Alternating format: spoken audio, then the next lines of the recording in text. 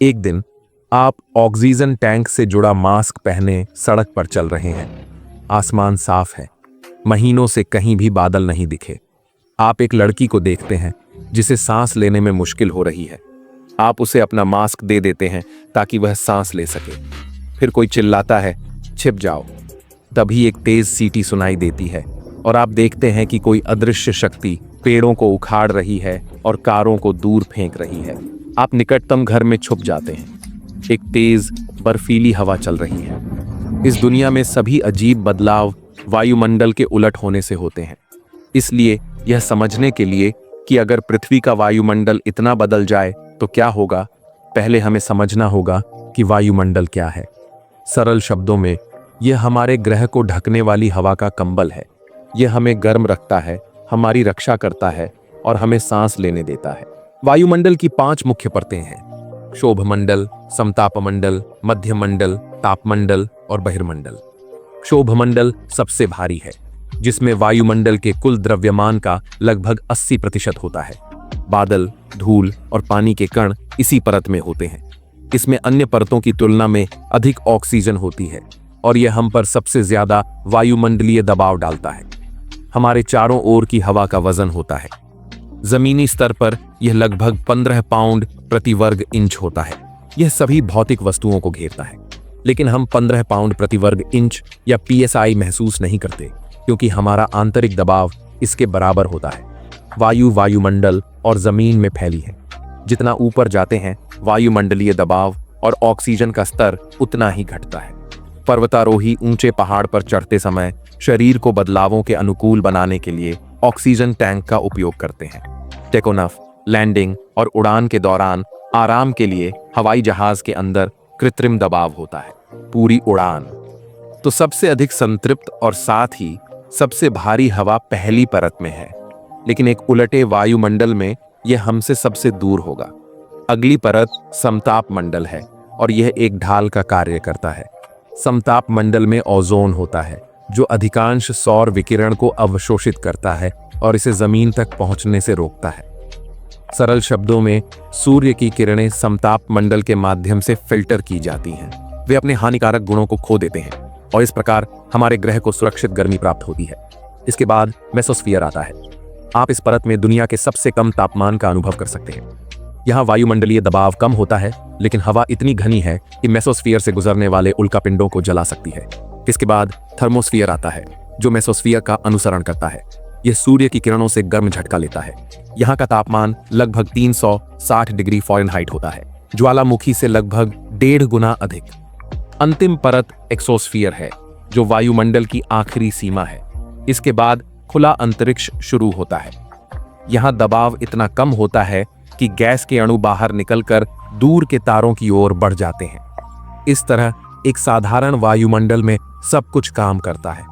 सूर्य की किरणें एक्सोस्फीयर पर पड़ती हैं, जहां लगभग कुछ नहीं होता। फिर वे थर्मोस्फीयर को गर्म करती हैं और ठंडे मेसोस्फीयर से होकर गुजरती हैं। सूर्य की रोशनी समताप मंडल में ओजोन परत से छनकर ठंडी हो जाती है।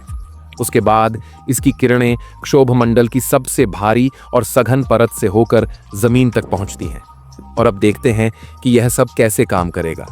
उल्टे वायुमंडल में क्षोभमंडल सभी बादलों, पानी और ऑक्सीजन के साथ ऊपर उठ जाएगा। सूरज की किरणें सारी नमी को जला देंगी।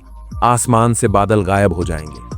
फिर सूर्य की किरणें ओजोन परत से गुजरते समय थोड़ी ठंडी हो जाएंगी। समताप मंडल सभी विकिरणों को अवशोषित कर लेगा। फिर किरणें ठंडे मध्य मंडल से गुजरेंगी और जल्दी से हमारे ग्रह की सतह तक पहुंच जाएंगी। थर्मोस्फीयर और एक्सोस्फीयर का किरणों पर लगभग कोई प्रभाव नहीं होगा। अगर हमारे ग्रह का वायुमंडल उल्टा होता तो बड़े पैमाने पर सूखा शुरू हो जाता। सभी बारिश के बादल वायुमंडल की ऊपरी परतों में बिखर जाते और पृथ्वी पर मौजूद सारी नमी वाष्पित होकर एक्सोस्फीयर और थर्मोस्फीयर में जमा होने लगेगी। इस प्रकार हमें एक नया क्षोभ मंडल मिलेगा। यह गैसों, पानी, कणों और धूल से भरा होगा। पिछला क्षोभ मंडल, जो अब सबसे ऊपर होगा, अपना वजन खो देगा और एक एक्सोस्फीयर में बदल जाएगा। लेकिन ऑक्सीजन का क्या होगा?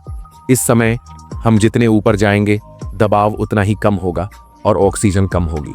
लेकिन उल्टे वायुमंडल में ऑक्सीजन और दबाव कम होगा। पृथ्वी की सतह के सबसे करीब। सबसे पहले लोगों को ऐसा लगेगा जैसे वे माउंट एवरेस्ट पर हैं। कई लोग बेहोश हो जाएंगे या उन्हें बहुत चक्कर आएंगे। दूसरों को माइग्रेन होगा और रक्त वाहिकाओं के फैलने के कारण अस्वस्थ महसूस होगा। लेकिन उन लोगों का क्या होगा जो बहुत समय ऊंचे पहाड़ों पर चढ़ने में बिताते हैं? वे आसानी से अनुकूल हो जाएंगे। बाकी लोगों को भी उल्टे वातावरण में ऐसा करना होगा। जब लोग ऐसी परिस्थितियों में सहज होंगे तो वे लाभ उठाने लगेंगे। हमें हवा का प्रतिरोध कम लगेगा। यह अंतरिक्ष के वैक्यूम जैसा होगा। कारें तेज चलेंगी और कम गैसोलीन खर्च करेंगी। लोग ध्वनि की गति से चलने वाली ट्रेनें बनाएंगे। दौड़ते समय हम कम थकेंगे।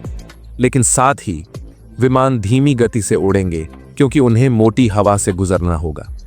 लंबे समय तक बारिश नहीं होगी, हमेशा धूप रहेगी। खराब मौसम की जगह जेठ धाराएं होंगी। अब ये बर्फीली हवाएं वायुमंडल की ऊपरी परतों में घूमती हैं और माउंट एवरेस्ट की चोटी पर उड़ती हैं। पर्वतारोहियों के लिए खतरा बनती है। सूरज की किरणें हवा को गर्म करती हैं। यह ऊपर उठती है और ठंडी हवाओं से मिलती है। वे गर्म हवा को ऊपर धकेलते हैं, जहां यह जेठ धाराओं में बदल जाती है। ये हवाएं 70 मील प्रति घंटे की रफ्तार से चलती हैं। वे एक पेड़ या छतों को उखाड़ सकती हैं। हमें इससे बचने के लिए मजबूत घर और आश्रय बनाने होंगे। लेकिन अंततः पृथ्वी की सतह गर्म होकर जेठ धाराओं को ऊपर धकेल देगी। दूसरे शब्दों में, वायुमंडल उल्टा हो जाए, सब कुछ अपनी जगह पर वापस आ जाएगा।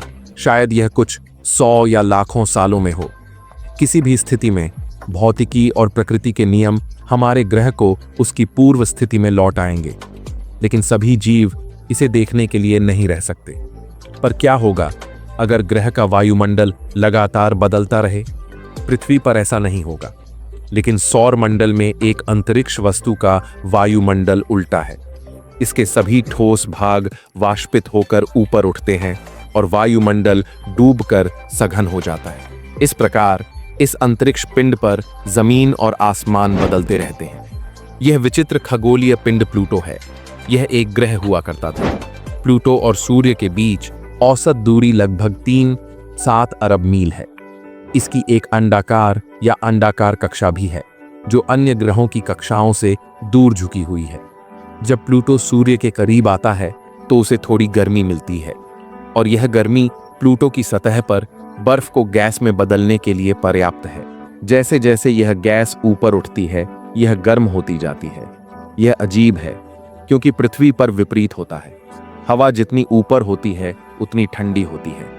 अब कल्पना करें एक ऐसी दुनिया की जिसमें ठोस सतह नहीं, सिर्फ वायुमंडल हो। यह बृहस्पति है, हमारे सौर मंडल का सबसे बड़ा ग्रह, जो गैसों से बना है। 90% हाइड्रोजन और बाकी 10% में अधिकतर हीलियम है। बृहस्पति अपने शक्तिशाली गुरुत्वाकर्षण से इन गैसों को रोके रखता है, और जितना केंद्र के करीब होगा उनकी सांद्रता उतनी अधिक होगी। यदि कोई बड़ा अंतरिक्ष यान बृहस्पति की सतह पर उतरना चाहे तो केंद्र तक पहुंचने में बहुत समय लगेगा।